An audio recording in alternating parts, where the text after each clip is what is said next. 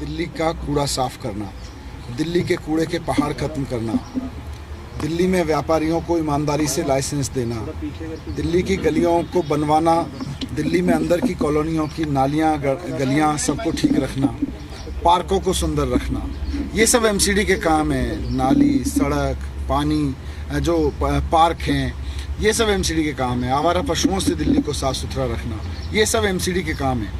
तो अपना vote MCD में यही सोच समझ कर दें कि आज आप दिल्ली को साफ़ सुथरा बनाने के लिए वोट कर रहे हैं, कूड़ा मुक्त दिल्ली बनाने के लिए वोट कर रहे हैं, कूड़े के पहाड़ हटाने के लिए वोट कर रहे हैं, एमसीडी में भ्रष्टाचार खत्म करने के लिए वोट कर रहे हैं। एमसीडी को जो उसका मेन काम है दिल्ली को स्वच्छ साफ सुंदर बनाना, उसके लिए वोट कर रहे हैं। मेरी सब वोटर्स से यही अपील है, आपके वोट के ज़रिए हम मिलकर दिल्ली को स्वच्छ बनाएंगे, सुंदर बनाएंगे। सर, पिछले बार 54% वोटिंग हुई थी। दिल्ली वालों से ज़्यादा वोट करने की अपील करिए। रविवार का दिन है तो लोग छुट्टी का दिन ना समझें।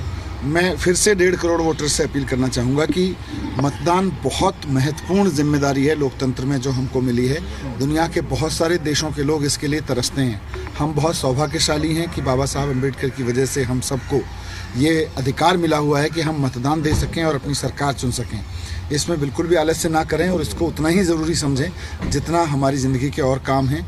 आपके मतदान की बदौलत ही दिल्ली साफ सुंदर बनेगी। एक और सर बदलाव है, परिसीमन के बाद ये पहला चुनाव है दिल्ली।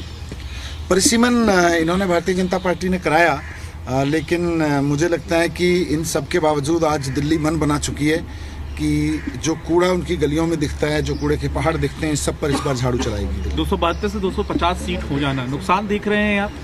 नहीं, ये तो इससे कोई फ़र्क नहीं पड़ता है। लोगों को अल्टीमेटली अपनी गलियां साफ़ चाहिए।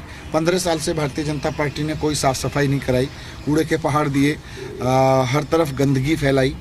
तो पूरी तरह से फेल भारतीय जनता पार्टी पे इस बार जनता झाड़ू चलाना चाहती है। वो 250 वार्ड में भी और 272 वार्ड में भी लोगों को तो अपनी सफाई चाहिए। सर, कैंपेन किस तरह से देखते हैं? बीजेपी के बड़े बड़े कद्दावर नेता उतरे पूरा नेगेटिव प्रचार है। नहीं, भारतीय जनता पार्टी के पास क्योंकि 15 साल की विफलता थी, 15 साल में अब लोग ये पूछ रहे थे उससे कि भाई आपने काम क्या किया, तो इसलिए लोग भारतीय जनता पार्टी के पास कुछ कहने के लिए नहीं था, कोई जवाब नहीं था, तो उन्होंने नेगेटिव कैंपेनिंग की। हमारे पास में ये था कि केजरीवाल जी को जो जिम्मेदारी दिल्ली की जनता ने दिल्ली सरकार बनाते वक्त दी थी, वो सारे काम केजरीवाल जी ने किए। तो अब एमसीडी वाले सारे काम भी केजरीवाल जी करवाएंगे जब दिल्ली की जनता वोट करेगी। लगता है सर मिनी पार्षद का जो 11वीं गारंटी थी वो बहुत आकर्षक थी वोटर्स के बीच में।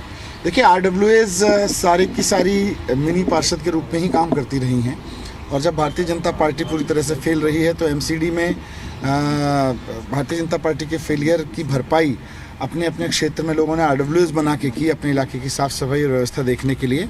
तो आगे जब केजरीवाल जी की गवर्नेंस इसमें चलेगी एमसीडी में, तो आरडब्ल्यूएस को मिनी पार्षद की ऑफिशियल भूमिका में रखा जाएगा। ठीक है, शुक्रिया।